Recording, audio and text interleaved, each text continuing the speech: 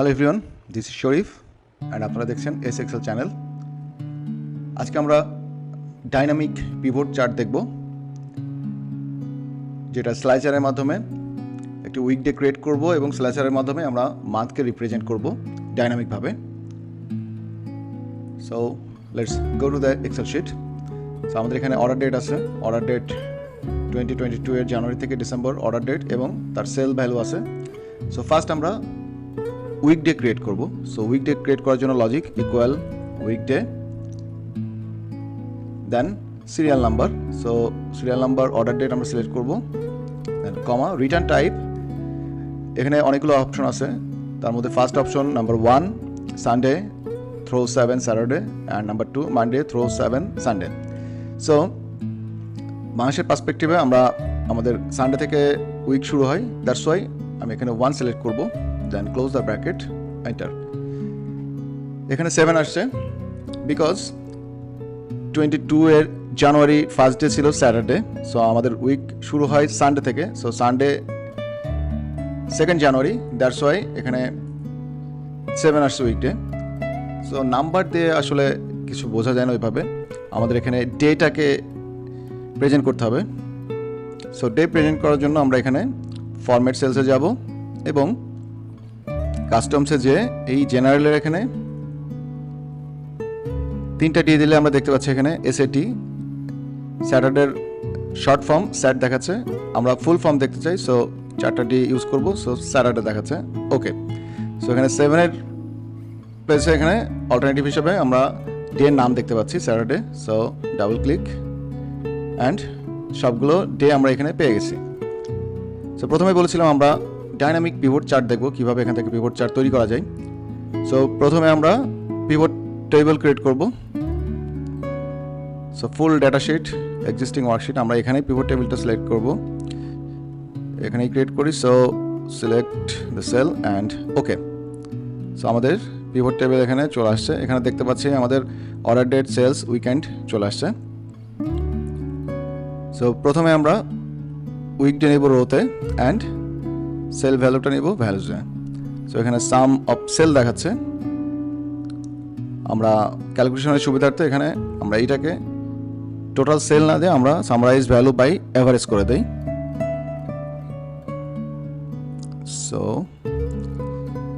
This is the average sale, okay, weekday and average sale. সো এখান থেকে খুব ইজিলি পিভট চার্ট করার জন্য আমরা পিভট টেবিল অ্যানালাইজে যে পিভট চার্ট সিলেক্ট করব।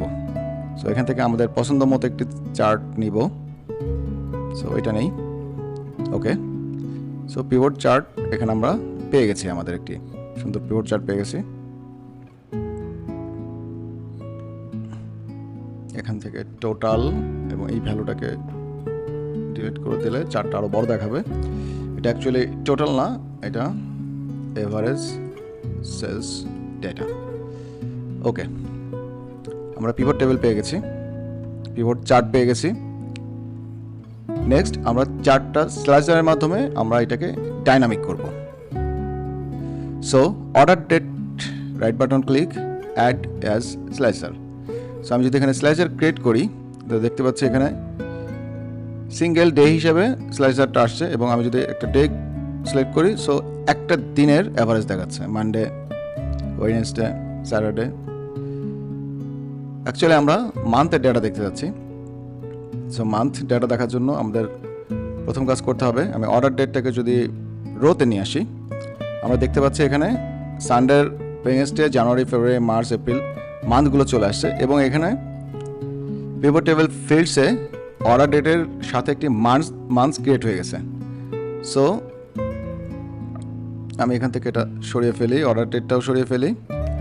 সো আমরা দেখতে পাচ্ছি এখন অর্ডার ডেট এবং মান্থ অটোমেটিক্যালি একটি মান্থ ট্যাব ক্রিয়েট হয়ে গেছে। সো অর্ডার ডেটকে আমরা এর আগে স্লাইসার করেছিলাম, তো এবার আমরা মান্থে রাইট বাটন ক্লিক করে অ্যাড অ্যাজ স্লাইসার। সো আমরা দেখতে পাচ্ছি এখানে সুন্দরভাবে এই মান্থটা স্লাইসার হিসাবে চলে আসছে আমাদের চার্টের পাশে।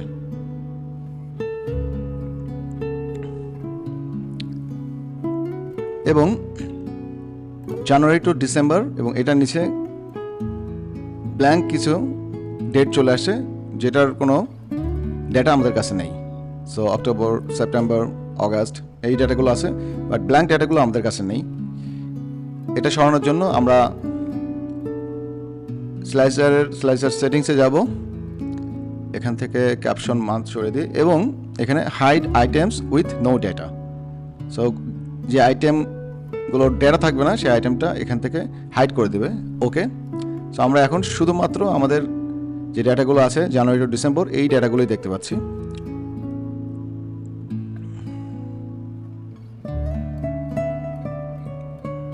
সো এটাকে ডাইনামিক করার জন্য আমরা আরও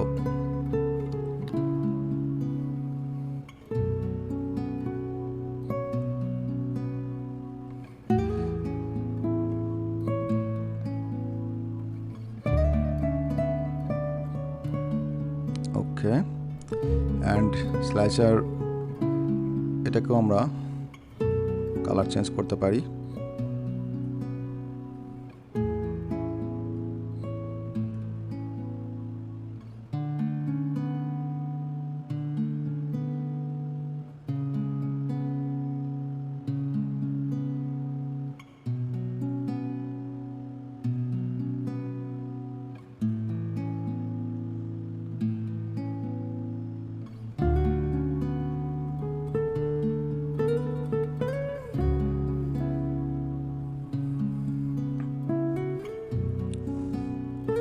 সো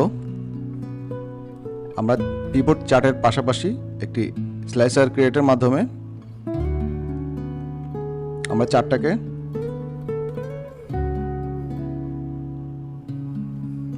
ডাইনামিক করতে পারছি এবং এখান থেকে ইজিলি আমরা ডেটার ভেরিয়েশনগুলো দেখতে পাচ্ছি। যেমন জানুয়ারি সিলেক্ট করলে জানুয়ারির চার্ট এবং গ্র্যান্ড টোটাল আমরা দেখতে পাচ্ছি যে এখানে চেঞ্জ হয়ে যাচ্ছে। মার্চ সিলেক্ট করলে মার্চের চার্ট এবং এখানে মার্চের ডেটা গ্র্যান্ড টোটাল ডেটাগুলো চেঞ্জ হয়ে যাচ্ছে।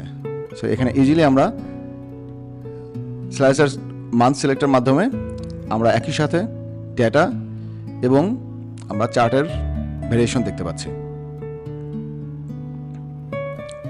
So that's all for today.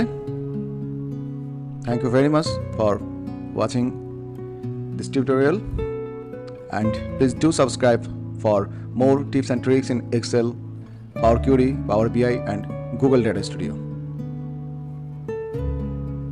Allah Hafiz.